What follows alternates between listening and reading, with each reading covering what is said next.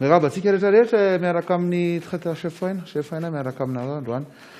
Zavatra ho karakaraintsika dia anaontsika poêlena camaron, aux épices, paprika, poivre vert sy berrosy. Zay ny zavatra ho karakaraintsika.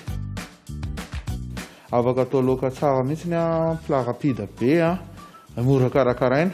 Ny important rehefa mijery mividy an'itony camaron tony dia jereo le tsy mbola orange fa mbola mangirana tsara.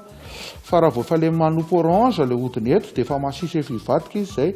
Eto amintsika tsinona mivarotra eny amoron-dalana eny daholo dia tsy fantatra intsony le fraîcheur an'ilay produit fa zay no tena tsara indrindra rehefa jerena tsisy partie orange mihitsy fa mbola ohatran'ny couleur d'origine dia iny izy tsy atahorana mihitsy hoe masisy. Zavatra ataontsika voalohany afanaintsika ny lapoaly. Asiantsika huile d'olive.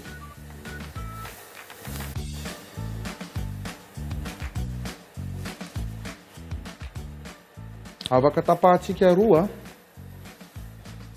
Dia tapahana amin'ny kibony afaka ataontsika entier, mety foana. Huile d'olive dia alefantsika ao le camaron antsika. Eau douce izy zany nahitana azy amin'ilay eau douce le pince lava be. Atsika dia asiantsika paprika.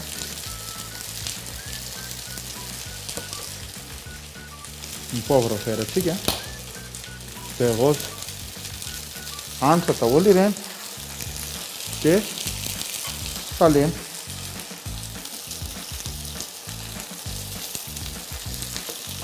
Poivre atsika dia alaintsika amin'ny beurre.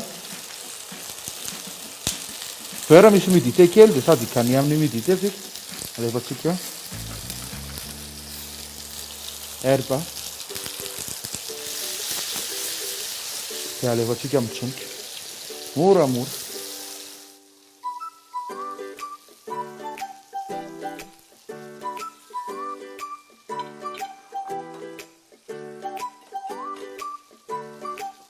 Ny vapeur sy ny fanamendy azy fotsiny dia efa ao daholo ireo hanitra rehetrarehetra teo dia efa mahanitra be ny sakafontsika.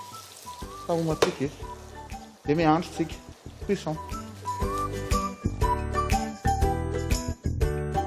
Hitantsika amin'izao efa vay dia vetivety, même pas 10 minutes. Tsy mila atao ela be zany ny fruit de mer. Efa mahazo couleur orange, efa akaiky kely ny cuisson antsika. Ny hanitra efa rehefintsika efa mivoaka tsara daholo ny hanitra rehetrarehetra.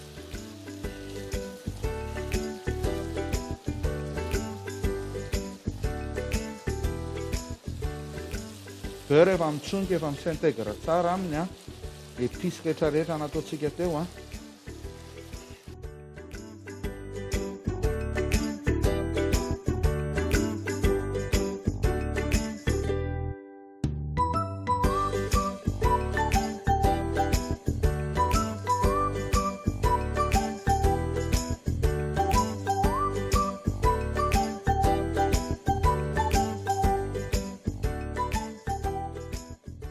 Vitatsika un plat rapide ataonao laoka, ataonao tsaka rehefa ho azo zao ny andidy baka tonga ianao dia manana tsaka rapide be entina mitsangatsika.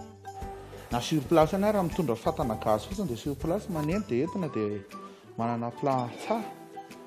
Dia izay indray ny fotoanantsika androany. Ito le résultat.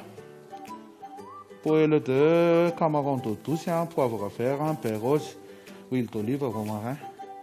Mamy fotoananao amin'ny fotoana manaraka indray ny traiteur chef Haina. Veloma tompoko.